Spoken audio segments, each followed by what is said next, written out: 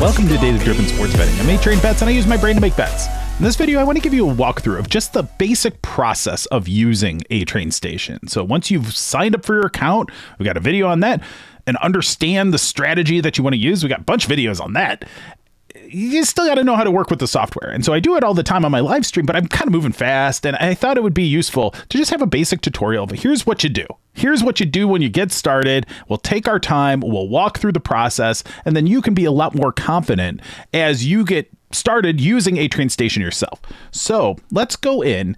And when you log into A-Train Station, you've signed up for your account, you log in, you get something like this. And so we're going to go in, and the first thing I like to do is I go check my settings. I prefer to open my details in a different window as opposed to the same window. So that means I'm using two different tabs up here, but it's just a matter of preference. We haven't yet, but we will soon enable decimal odds in addition to American odds. So right now we have a selection, but you can only select one thing. That's coming. Next, we go over to the bet sizing side. So my bankroll currently have it set at about 22,000. And if you're new to setting your bankroll information or using software like this, bankroll really means the total amount of money you have allocated towards sports betting. And this becomes really important because this is going to be how you size your bets. Now, I need to make a very strong point that I've made in other contexts, so you may have heard me say this before, but the key is that as soon as you make a bet, it doesn't change your bankroll. A bet is an asset. It's not as liquid as cash, but until it resolves, it still has basically the same value that the cash did. So your bankroll is changing maybe on an everyday basis. You could change it every day. I wouldn't change it more than every day. No matter how much you bet, don't change your bankroll every day. Just because you made 5 bets doesn't mean your bankroll went down by $1,000. No, those bets have value. You have expected value. You expect those to grow over time. So don't reduce your bankroll size as you bet. That would be a terrible mistake. And people do that. So I wanted to warn you there. Bankroll, though, is across all the books or in your bank account. Like if you had another $5,000 sitting in your bank that you're like, I could put that for gambling if I want to, include it in your bankroll if you're comfortable with the bet sizes. The most important thing is that you're comfortable with the risk you're taking, because there's a financial side, the calculations that the Kelly criteria and all of that do, and we have videos on that. Those are important, but there's a whole emotional component too. Maybe you just don't want to bet $500 on everything. Maybe you only want to bet $100 or $10 or $1. That's fine. So bet the amount that you want and work with these settings to give you the kind of bet sizing recommendations that you're comfortable working with. You can never go wrong by under betting your bankroll. Over betting your bankroll can cause you a lot of problems, both from a financial perspective as well as from an emotional perspective. And that's something that you want to avoid. So set that bankroll, but be thoughtful about it. Do I have exactly $22,000 available for betting? No, I actually have substantially more than that, but this is a good amount for me in the amount that I want to actually be betting, especially on my live streams. So set it how you like and just work with it. Kelly multiplier. This is something that will help you. This is kind of like a speed bump almost. It's a throttle control on how aggressive you are. If you were using a Kelly criteria multiplier of 100%, that's pretty aggressive. That's way more aggressive than most sports bettors are, because there's a lot of uncertain information in sports betting. So a Kelly multiplier of 100% would be aggressive even in the context of something like advantage play blackjack, where you know exactly what the numbers are, but there's still a lot of variance. You still would probably reduce it a little bit from that. So Kelly multiplier, think about it as the maximum setting you might want your bet recommendations to be. A good rule of thumb is usually about 25%. I find that that's a pretty good rule of thumb for a lot of folks. I am going more conservative right now because I've been uncomfortable betting super high amounts, especially as we're getting a business off the ground. And so for me personally, I'd rather reduce my bet sizing on a fairly consistent basis. So that's why I use a more conservative multiplier that I am increasing over time as A-Train Station starts to mature and I become more comfortable again with betting larger amounts. That's for me personally. This is the betting that I do, but you should be thinking about it from your perspective. 25% is a good place to start, but you may want to roll it down or roll it up depending on your comfort level with the bet sizes. So I typically like to use the bankroll to be accurate, and then I adjust my Kelly multiplier to give me the relative bet sizing that I'm comfortable with. So right now, under betting my bankroll, no problem with that. I prefer to round my bets to the nearest $5. You could round it to the nearest $1. Just type in 1. You could round it to the nearest 10 cents by typing 0.10. That kind of thing. That all works, right? So I like 5, and that's what we're going to save. So I'm going to save all this, and our bet sizing has been saved. We're going to move on. So the bets screen here, this is where you can review your previous activity. Right now it goes to the download page for each day, but we're going to have a lot more user interface stuff coming soon. So you'll see a video on that very soon. So I go onto the waiting screen. What I'll typically do in the collection of books that we're currently receiving data for, I like to use Pinnacle and Bet Online because I think those are overall the two sharpest books that we have in this list.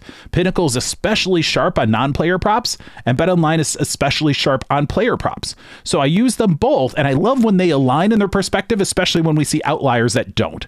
So that's been an effective strategy for me in early 2024. I expect that strategy is going to continue to evolve as the markets change, as we get new books, new data, new strategies. All right, so this is a good place to start. This is what I'm going to use for today's video. So we'll do that. We'll hit save. When you hit save on those waiting screens, it'll bring you straight to the play screen. But let's go back first and check the books. So the books that we use here, you can select whichever ones that you want. In this case, we're going to select on BetMGM. We're going to turn off BetOnline and BetUS. We're going to turn on ESPN Bet. We'll turn off Low Vig, and we'll just use these for now. We're going to turn off every game as well. So let's look at these.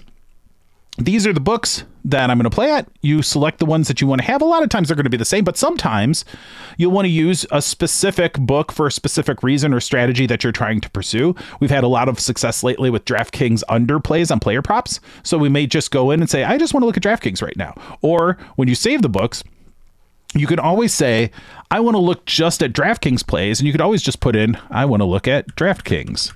And then you see in our list on the play screen, it's all DraftKings, right? So that is one way that you can, filter and sort as well.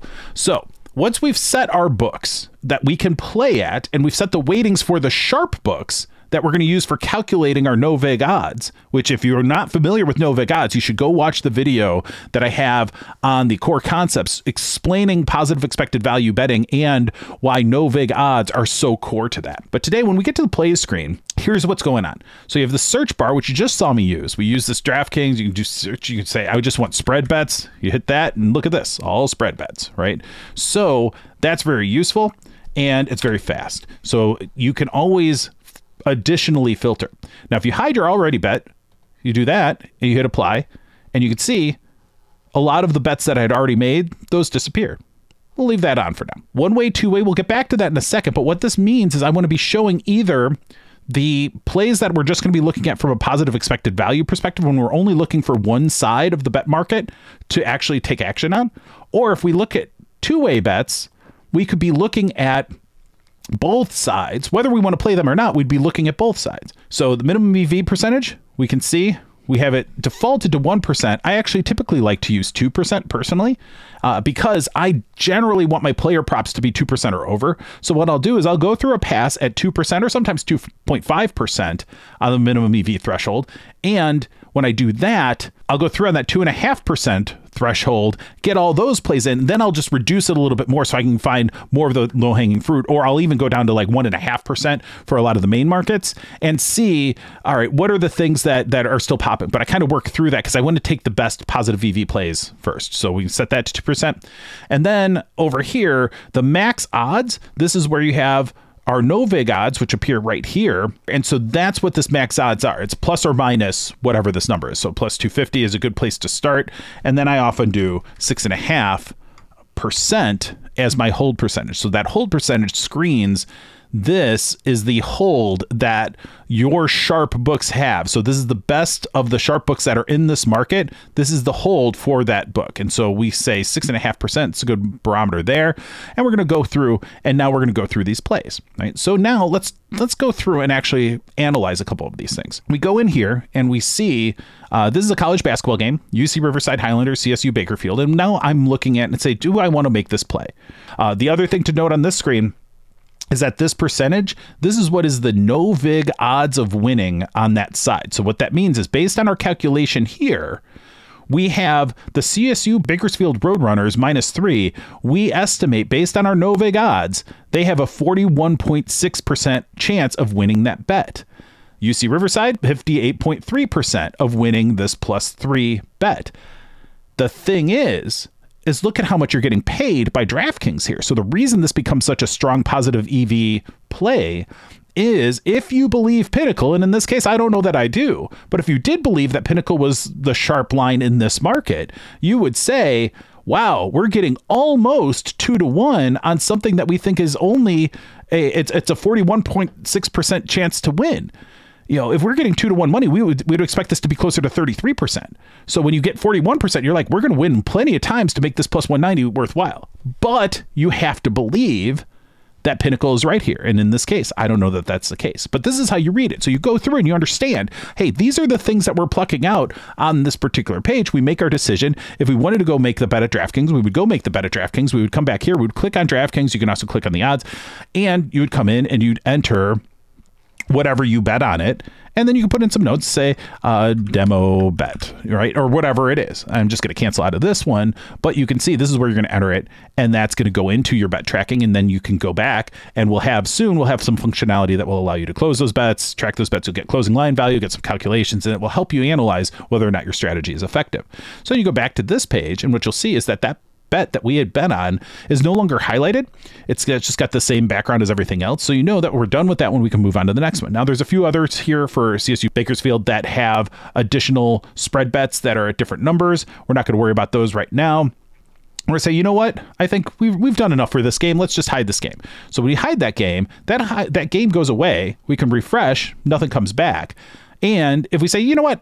Remember that Bakersfield game? Let's go look at that again. You could say reset hidden, and then it's going to bring it back. So it's going to bring back anything that you've hidden there. So you can go through one by one and hide things, or you can hide the entire game, and it just hides all those records. So if a new play for that game pops in with some great positive EV, or the EV on those plays that exist gets better, then that'll pop back in, right? So we can refresh.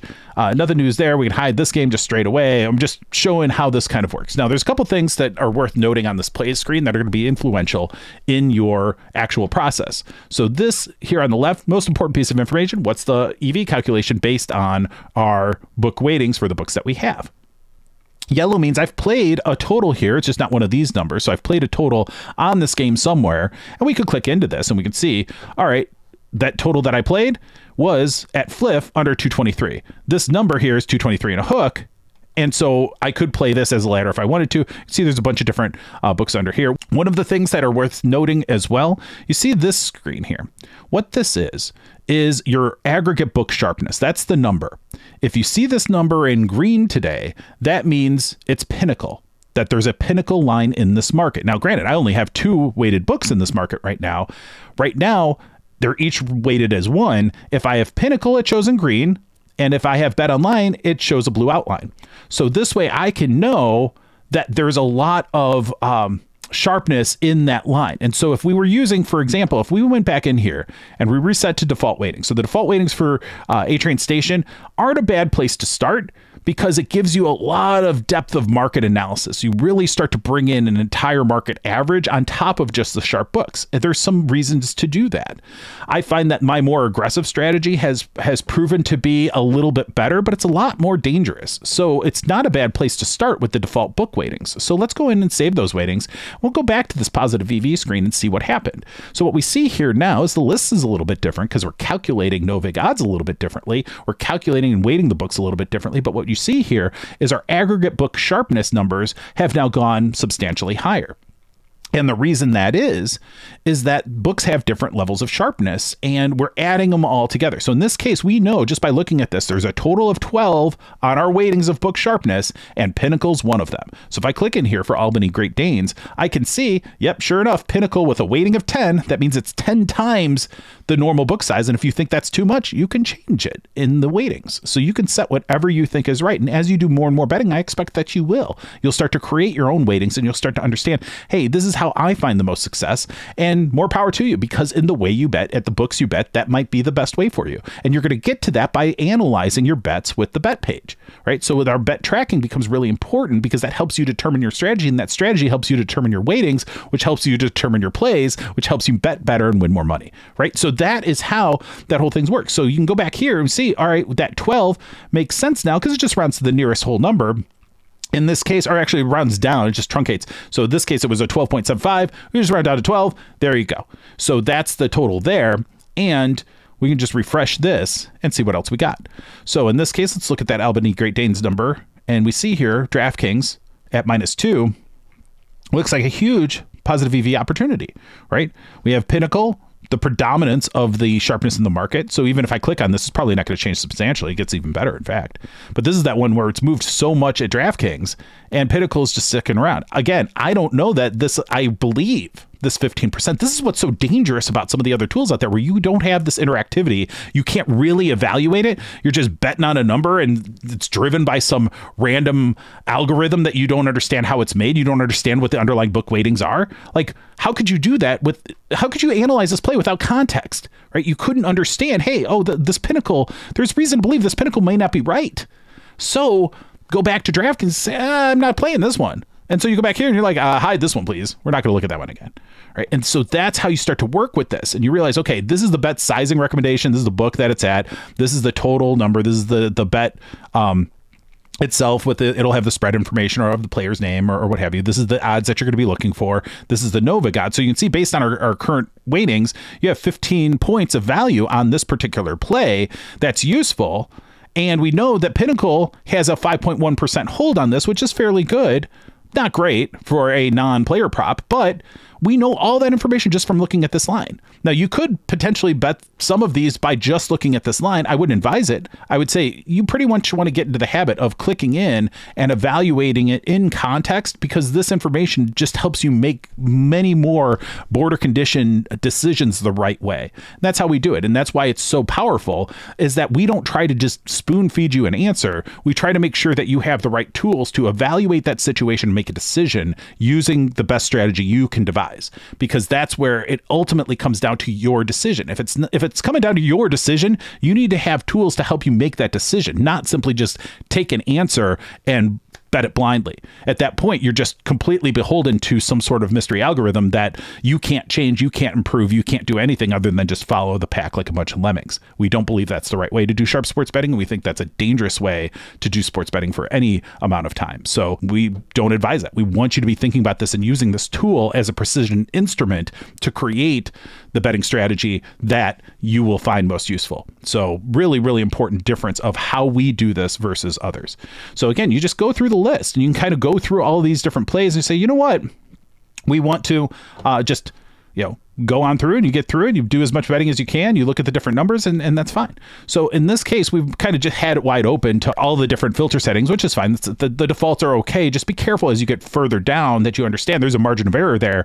And we've got protections in place in terms of we have the book weightings, we have Kelly criteria, we have various things that help you from getting too much exposure, because these are positive EV plays as we've calculated it. But as you start to get under, you know, substantially under 2% or down to 1%, there's not a whole lot of wiggle room. You may be making more error plays that are actually negative versus ones that are just not quite as positive. So just be aware that you may do that. But if you're getting through 100 plays a day and 5 of them are wrong but 95 were good plays, you're doing okay. You're doing okay. So just work with it and let these tools and your experience help evolve your process. And always be curious, always be open to new information, new tools, new understanding, and new ideas, right? So I just want to show very briefly this two-way line, how this looks, and just what's on here. When it comes to two-way lines, what that implies is that you're going to be betting both sides of this. Now, here's a great example at the top here. You've got DraftKings and Caesars.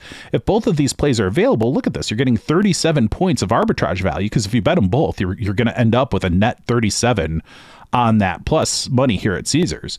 And that is really powerful because both of these are appearing as positive expected value. So based on our calculations behind the scenes, and we can actually just bring it up here, it's still the same analysis. But based on these calculations, you can see it looks like that might be positive EV. Now, here's one thing to keep in mind. It's our sharpness weightings, our default weightings.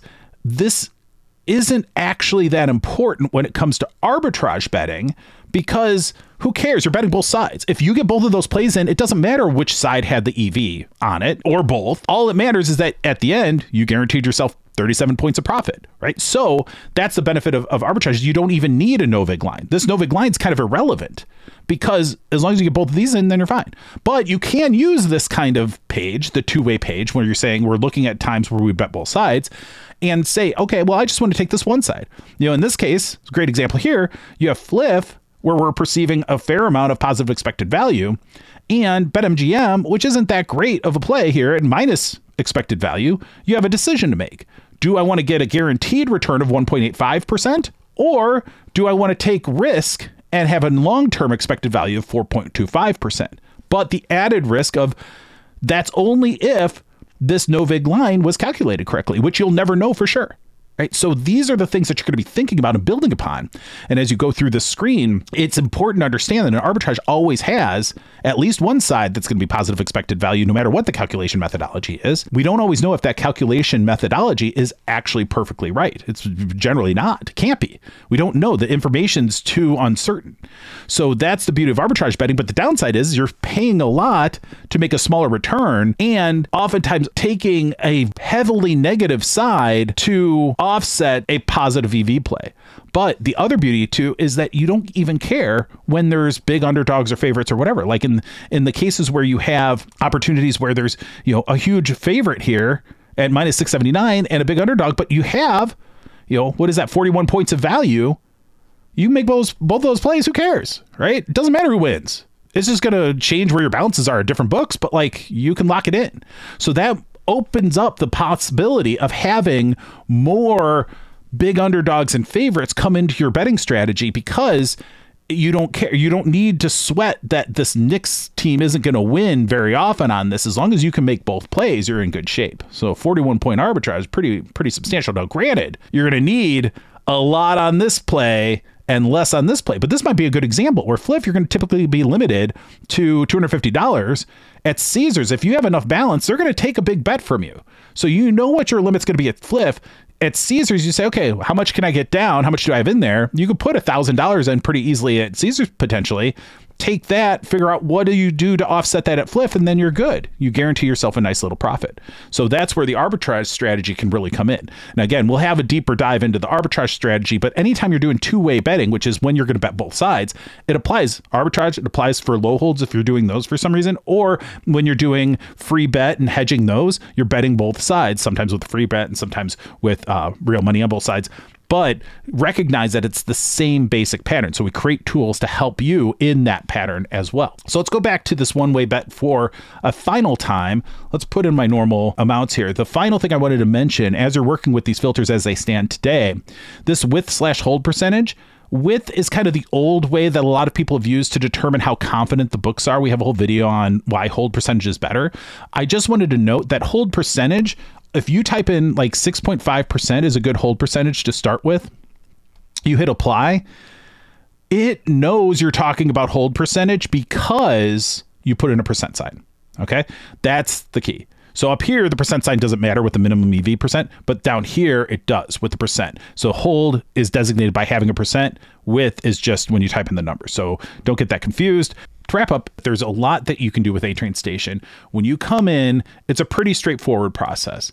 You log in, you go to your settings and review your bankroll. You go in and you check your Kelly multiplier. Then you set your book weightings to make sure that you know how you're going to be calculating your no vig odds and generating your positive expected value calculations. Then you go to the books and you select which books you are interested in playing at right now during this betting session. And you can change that during the session if you want to. You can change all of this during the session if you want to. Sometimes you'll have 3 different ways you want to look at things.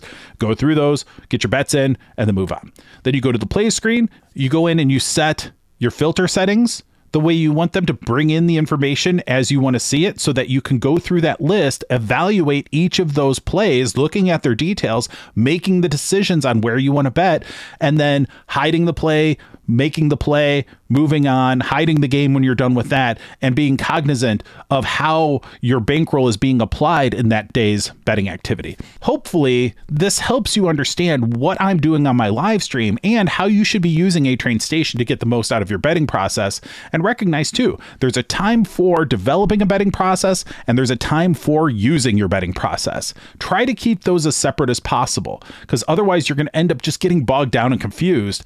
And really, you want to be thinking about your betting process when you're reviewing your results and saying, okay, how was my closing line value? How was my actual performance? What patterns am I picking out here? And do I want to make changes? And you do that deliberately. And then when you get to this play screen, like we just went through today, you want to be focused in on how do I evaluate this bet based on the strategy that I've decided is right. And you do that as consistently as possible.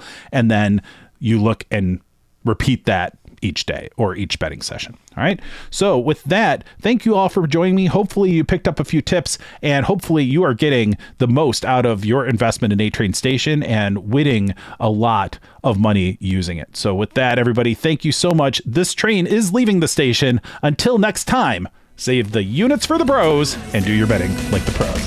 Dig in.